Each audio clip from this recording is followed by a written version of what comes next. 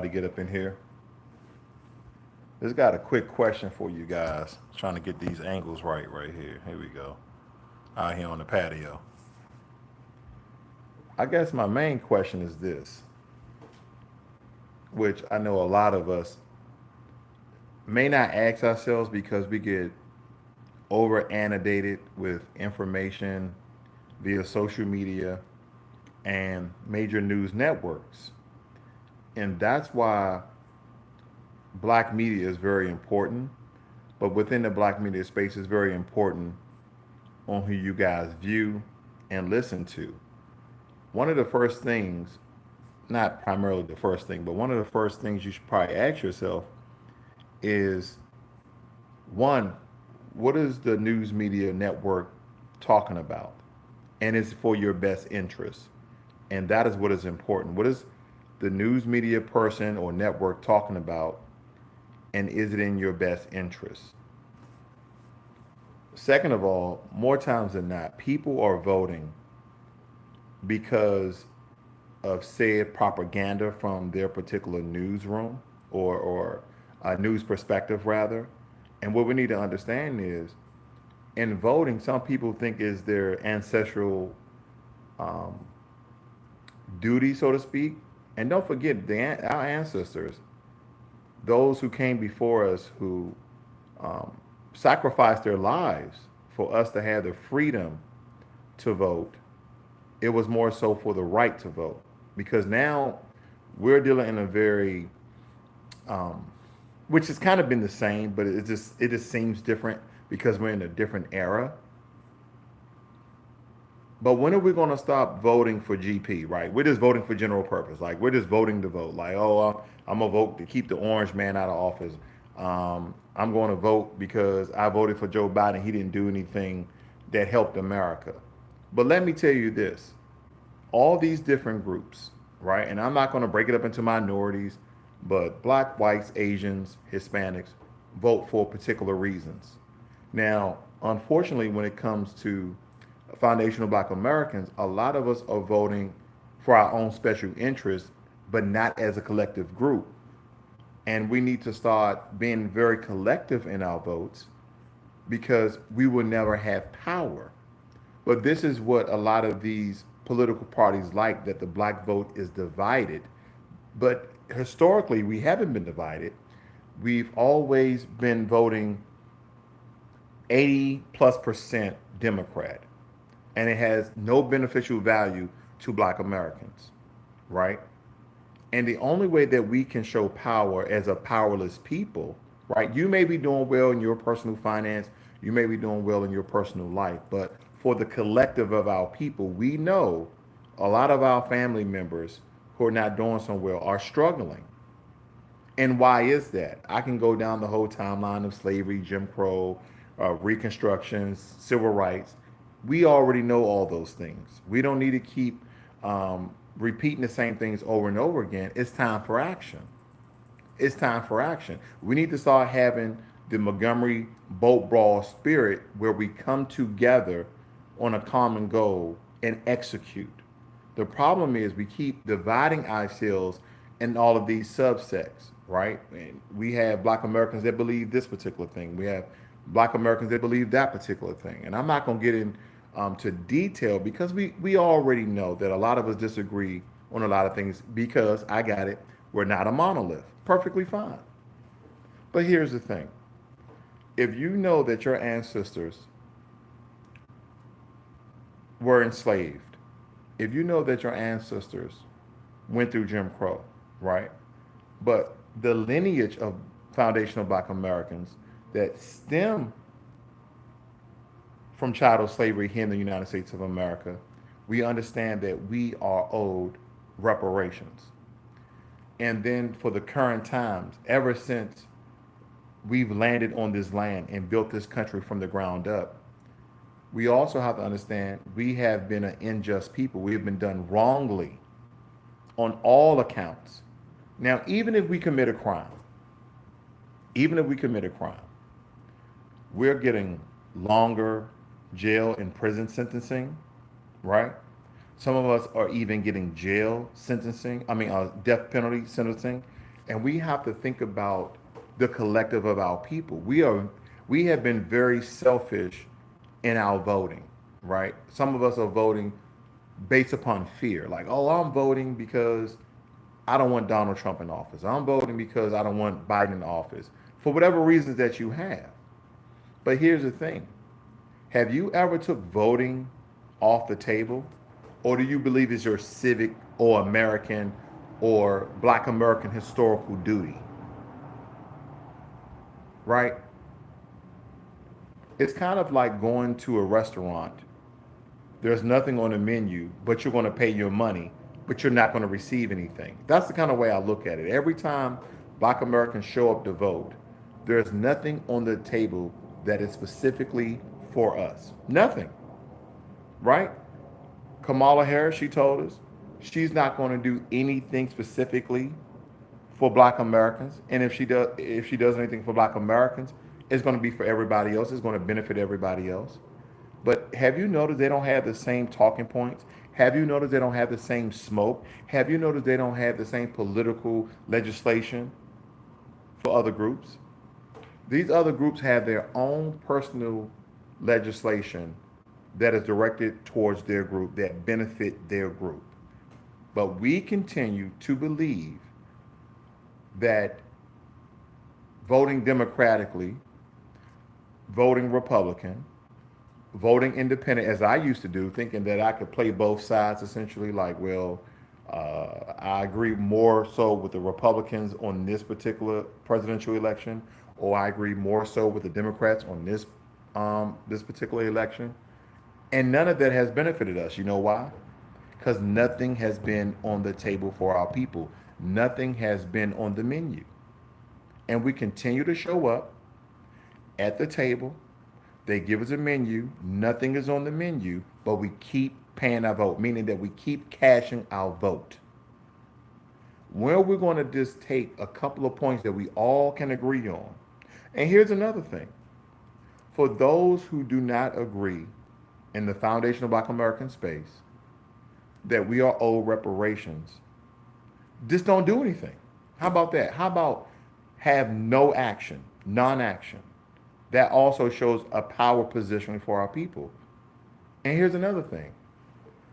Why would you ever go to a restaurant hungry, knowing that you're not going to receive any food, but you're still going to pay your money?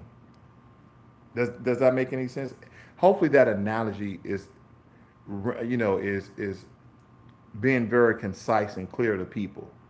Or should I say, we continue to vote believing that we're going to receive something, or we're voting on the sense of humanity, right? That is going to benefit all people. But all people, Asians don't go out and vote for all people. They vote for Asians. They're looking at the collective of Asian folk.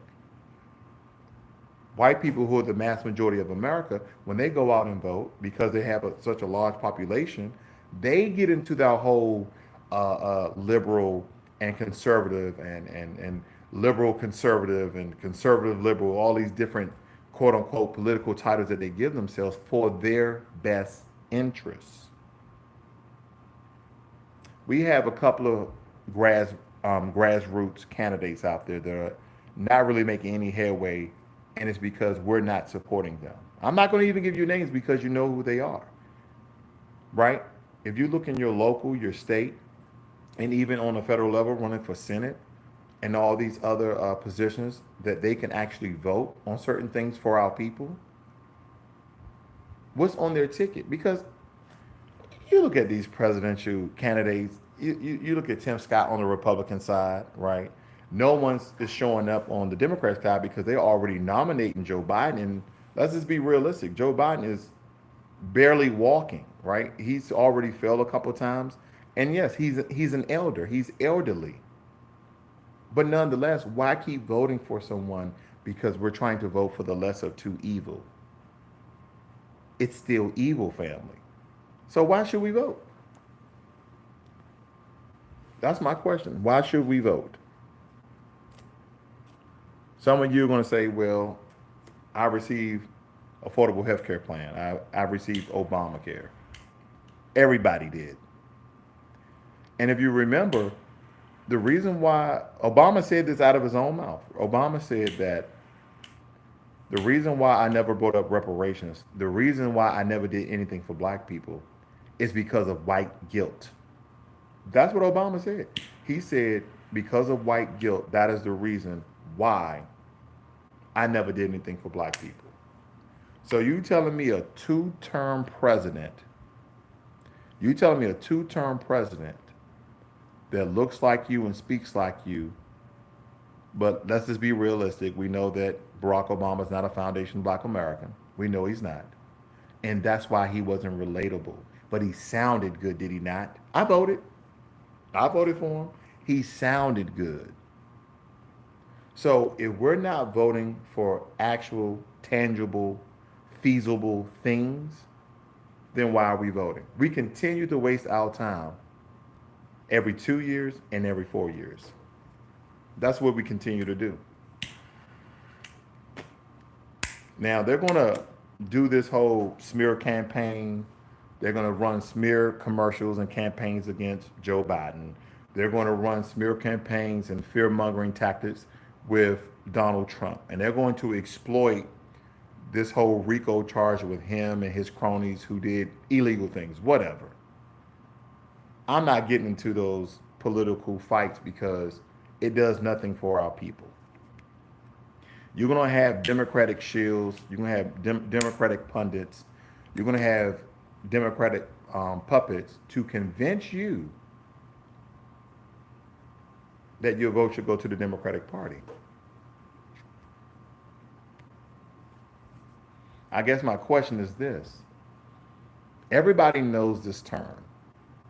You continue to do something over and over again, expecting different results. Why are we continue to do the same thing? That is letting the white power structure know that we are crazy, that we are insane, that we are not intelligent, that we are not smart.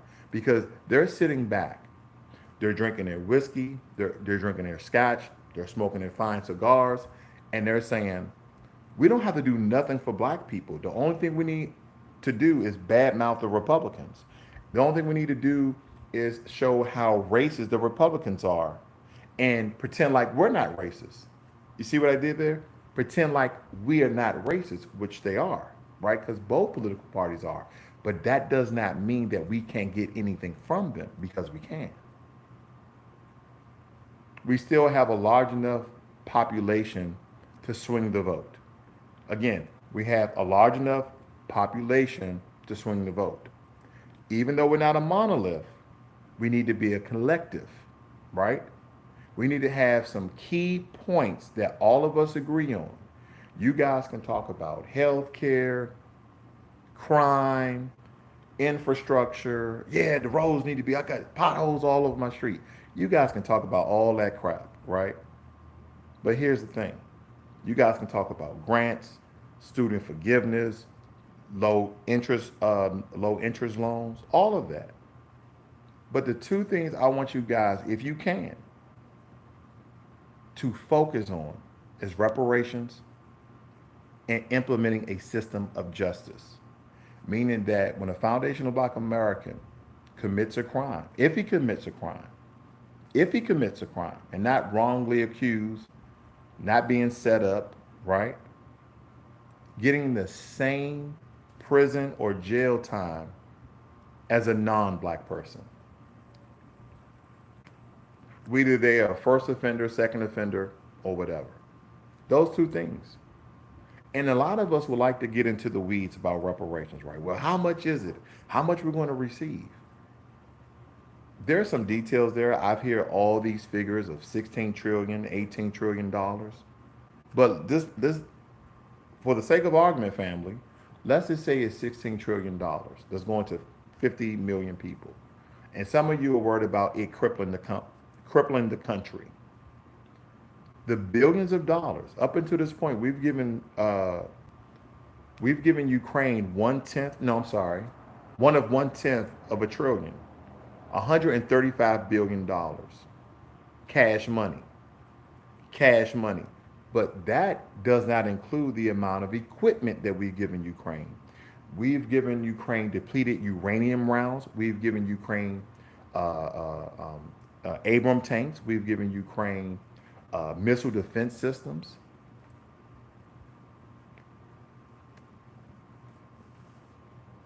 That is what we have done. Jesse says 100 trillion as a starter. Okay, I'm not arguing about the amount, family.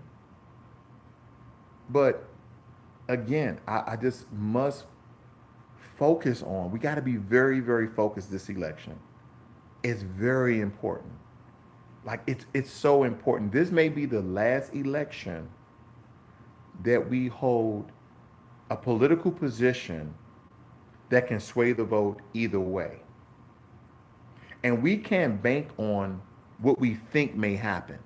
Well, since the Democrats uh, are being threatened or being challenged by the Republicans this time, if we vote Democrat, they're sure going to give us reparations.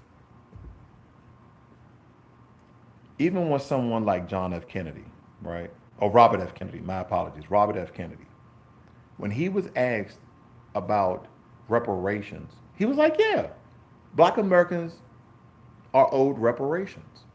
But as soon as somebody asked him about direct cash payments, you know what he said? Oh, I don't believe in direct cash payments. That could be divisive. That could hurt the country. He started talking about programs. And you know what that gets into? That gets into grants. Then some people are like, well, grants is free money. No, they're going to give you a voucher, family. See, if you break down $16 trillion, I'm throwing out arbitrary numbers. None of this is, math, you know, that you were actually. So everybody gets $5 million, right? Everybody gets $2 million. Everybody gets $5 million. Would you rather have a land grant with your current bank account? Would you rather have a land grant where you can go out and purchase 3 acres? How are you going to develop that 3 acres? How are you going to farm that 3 acres? How are you going to build on that 3 acres? How are you going to extract the minerals of that 3 acres with no money, with 1 or 2 thousand in the bank? It will bankrupt you if you're not getting what you're owed with is cash payments. Because with those direct cash payments, you can go out and buy the land, develop the land, and make part of your land commercial. This is some of the things that you can do versus falling for the trick bag of student forgiveness, land grants, school grants, free college for black Americans. Let me tell you, there's millions of black Americans with school debt to this day, even after Joe Biden has, maybe gave, I don't know, 1 million Americans a portion or forgave a portion of their student loans. There's still black Americans in debt.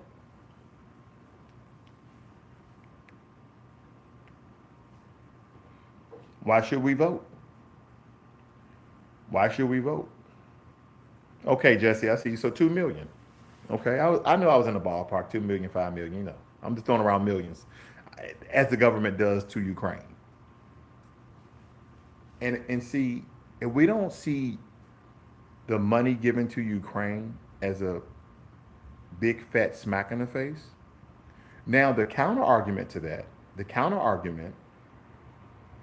is that Ukraine is a national interest to America because we don't want Russia to gain a foothold inside the interior part of Europe, right? Now we know that Russia already borders uh, European countries like Finland, right, and Ukraine. But that interior spot, if they gain a foothold, they have more military tactical position to essentially, I don't know, scare the rest of Europe. They're not going to go to war against the rest of Europe. They're not because they're part of NATO. And you have the Western powers, you have the UK and America alone can destroy Russia, but they won't. It'd be a long fight just like it is now. And the only reason why it's a long fight now is because Ukraine is getting support from America, your tax dollars.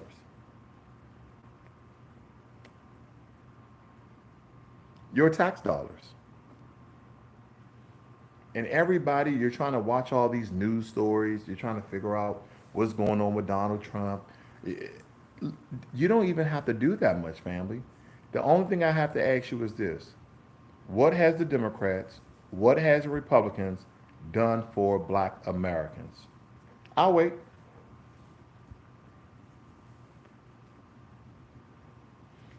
Anything that we have received in this country was based upon the unification of Black people standing one, standing as one. Civil rights legislation, voting rights, um, being able to go to any school you want, has been on the backs of blacks, marching, fighting, protesting, speaking truth to power, in the streets, in the political pulpits, in Congress, out of Congress, the blood, sweat, and tears of our ancestors and our present day people who are on the ground right now building reparations task force, organizing people, unifying people, having key talking points, not speaking out of conjecture, not being opinionated, not based upon personal preference and bias. No, speaking on truths and facts. See, the system of white supremacy, they hate truth. The system of white supremacy hates the truth. So now we got a few political candidates like Marian Anderson, Robert F. Kennedy, even Donald Trump to a certain degree, kind of throwing around reparations, right? Because they know that black people gonna start knowing. Wait, he say reparation? She say reparations? But then you start talking about the amount of money. Then you start talking about cash payments. Then they start tap dancing. Then they start deflecting. And that's the problem. The second point, when it comes to Foundation Black Americans being a protected class, people are like, oh, we're already a protected class. We're already a protected class.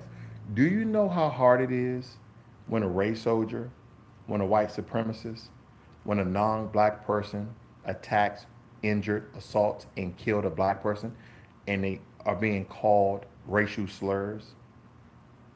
Do you know how hard it is for them to label that a hate crime? Do you know how hard it is for them to label that a hate crime? But when these other groups who are immigrants to America come over and someone inflicts violence on them, they automatically, regardless of any racial slurs, because they are a different race, they're labeled as hate crimes. Yeah, they don't go through the same scrutiny as we do. If you go to um, FBI.gov, FBI Data Explorer.gov, and you see the number of hate crimes that are afflicted or that are inflicted to black people, we sit at the top. We're the most hated group. We're the most looked down a group. We're considered the criminal class. We're considered the low impoverished class. And we have the most homeless people in America. Then they start saying uh, uh, racial tropes like, well, what jobs are you guys going to do? You guys are not going to go in the fields and pick fruit and pick vegetables. And I say, well, if you guys would make it a fair and equal job market, black Americans will go out in the fields instead of being homeless. A lot of us have degrees, associate's degree, bachelor's degree, master's degree, some even have PhDs, and still can't find a job or an adequate job that adheres to your skills and education and pay you a fair wage. Because I'm going to tell you like this whole bull crap about, well, would you go out there in the fields and pick oranges and peaches? Yes, I would. If I was homeless or if I was near being homeless and you're giving me a fair wage, let's say the minimum wage is $12, pay me $12. I'm a legal citizen of this country. But if you want to jump the fence, so to speak, and hire people who are illegal to this country and pay them $2, $3 an hour, how can anyone compete with that? Because they're allowing these southern states, right? Those was it 4 or 5 southern states? You got California, Arizona, New Mexico, and Texas, right? And those Anglo Saxons that own farms, that own land right at the border, that when those illegals come over, they automatically have jobs.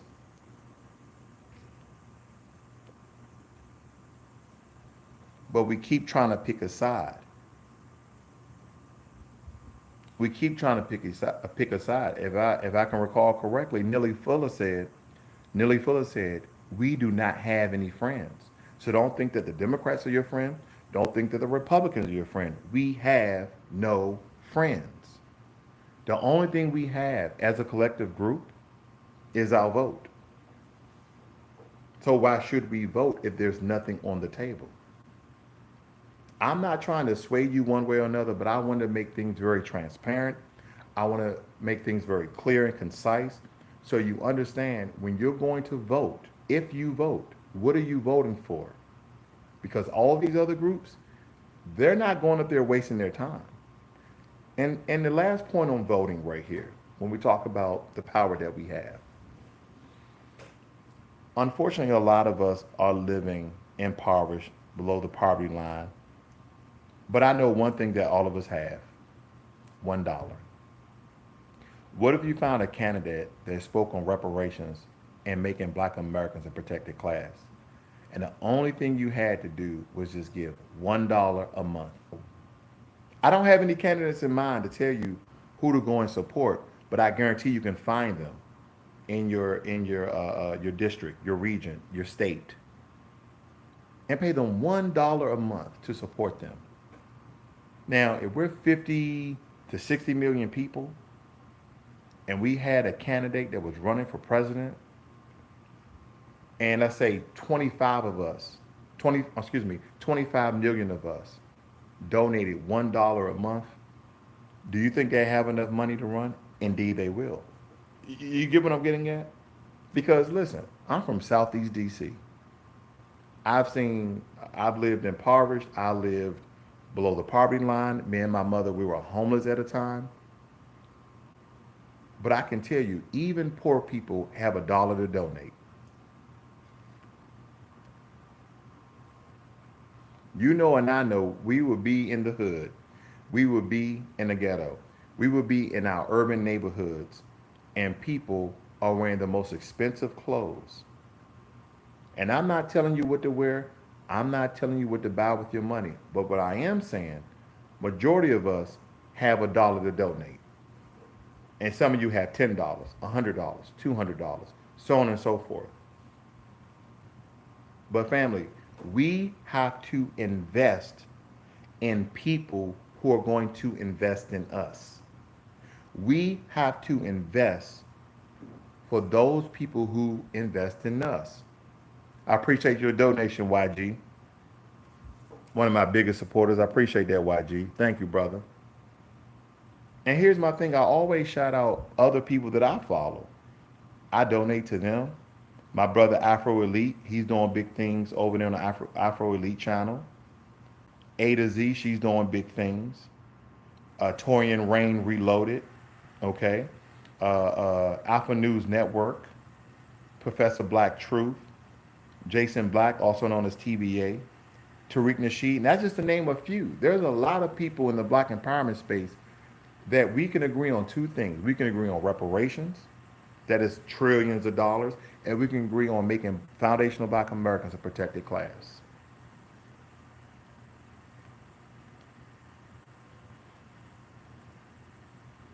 We can speak about divisiveness of immigrant groups and tethers and this, that, and the other. We can be gaslighting the subject. But at the end of the day, family, we have to invest in our own special interests. We have been investing in everybody else. YG says Lisa Cabrera. Frontline Black News. Okay, Jesse, I'll look for that. Frontline Black News. Okay, I'll look at that. If you go back on my channel, if you go back on my channel and you look at some of my previous videos of finance, the reason why I even start teaching finance, family, is to inform our people that even with the little money that we have, you still have the opportunity to to make that money grow, to invest that money to a point where you can have an actual return of your investment, right? Because empowerment is not just waiting around. Empowerment is not just sitting around. It's still doing the work for yourself and for your people, right? In order for you to start helping other people, you have to help yourself, right? And a lot of things are tolling our people, right? It's draining our energy. It's because we are financially destitute. So all this talking of black empowerment, nobody wants to hear that bullshit when you're worried about your next meal. Nobody wants to hear that bullshit when your light's about to get cut off. So that's why I started teaching financial literacy before I did anything else. That's why I started teaching financial literacy. Because you have to empower yourself, then your people. So by teaching those things, I was teaching people how to gain a foothold on the financial market in order to do better than they ever did with their $25,000 a year, with their $35,000 a year, with their $15 an hour paychecks. But with financial and fiscal responsibility comes discipline. And with discipline, you have to sacrifice. You can't have one without the other. You can't be disciplined and not sacrifice. You can't sacrifice if you're not disciplined.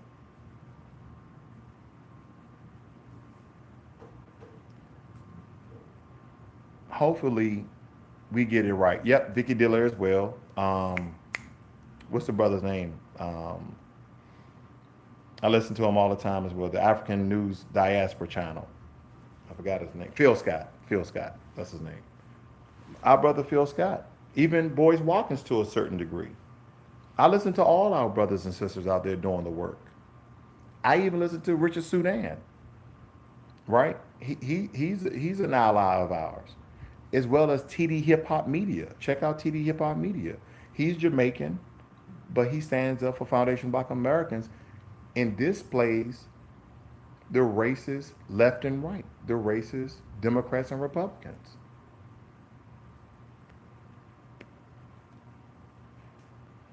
I would say for the most part, family, I think I watch football, movies, and black empowerment because this is our life. Our ancestors did what they have done. They got us this far. It is up to us to take the baton and continue on their mission until it's complete. Everybody else has gotten their reparations. Jewish people are getting reparations from different groups from around the world, as they should. Native Americans to this day are still receiving reparations from this government with your tax dollars, as they should. But we should not ignore them. We should not ignore the fact, we should not ignore the amount, we should not ignore that other groups other than us have received reparations and are receiving reparations. Yeah, Black Light Revelations as well. Yeah. Thank you, Jesse. Thank you, YG. So these are some of the things we need to start be paying attention to, family, because why should we vote if we keep voting for nothing? Why we keep sitting down at the table? Why we keep going along for the ride just to get kicked out of the car at the last moment? Why we can why? Why we keep doing the same things over and over again? Are we freaking insane? Are black people crazy that we keep voting for people that do nothing for us? And here's the thing. I'm not anti-Republican. I'm not anti-Democrat. I'm anti-white supremacy. Okay. I'm against anti-black racist, which the system is.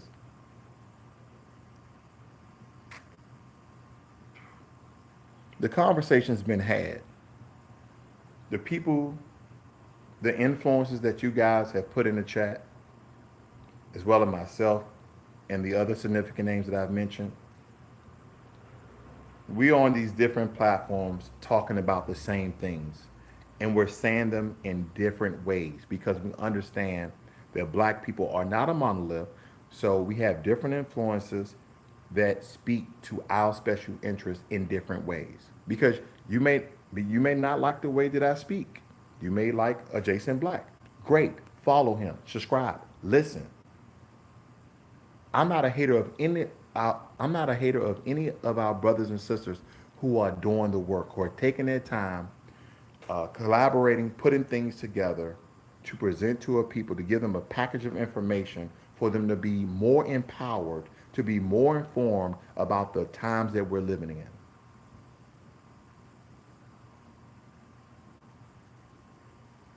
And as the brother just said, and I'm gonna use those words quite differently, we have been programmed and conditioned.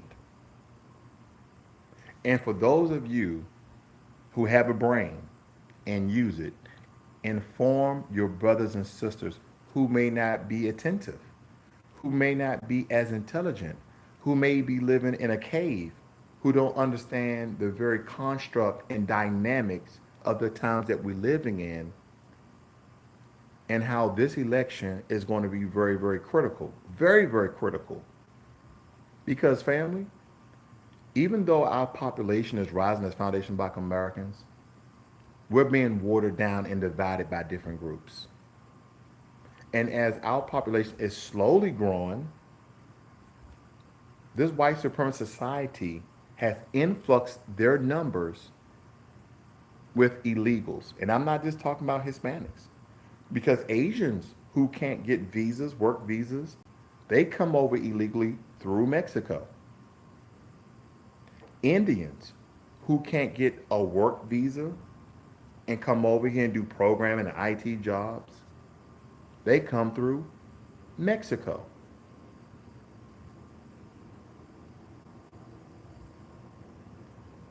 So when we're voting, we have to think about all these different dynamics.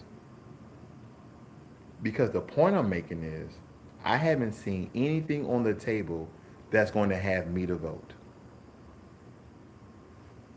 I didn't vote last election, and guess what? A lot of you did. 87% of black Americans voted for Joe Biden.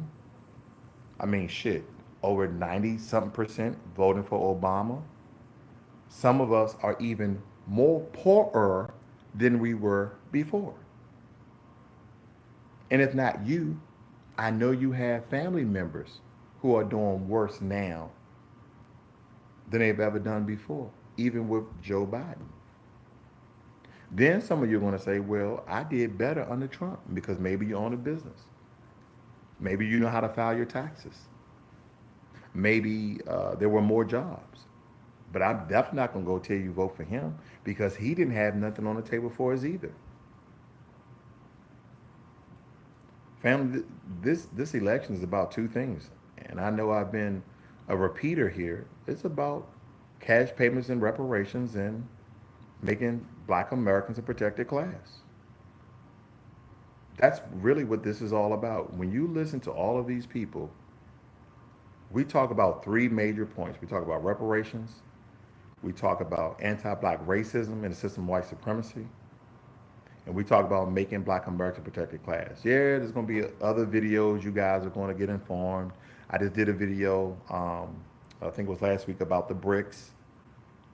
I talked about the bricks. That was a really good one. I think you guys should go view that one. Very informative. But other than that, family, I just want you guys to think about it. I want you guys to analyze what I'm saying here. Okay, I know I didn't really have it all together. I'm not in my office. I'm out on my patio.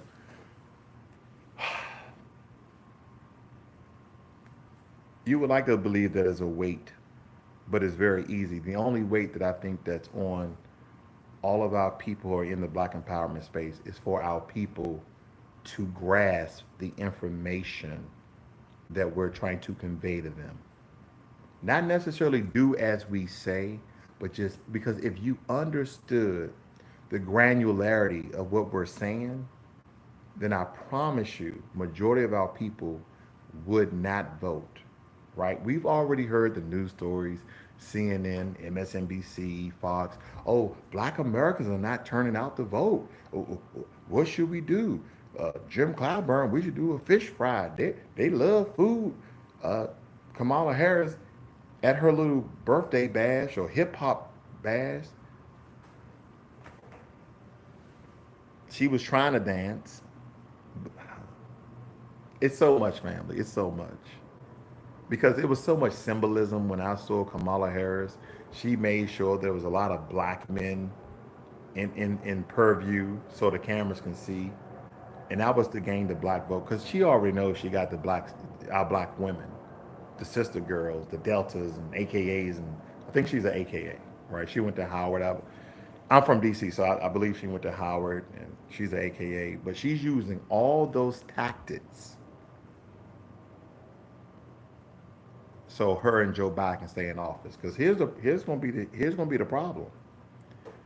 If Joe Biden and Kamala Harris win a second term, you know and I know, eventually Kamala Harris will be the president.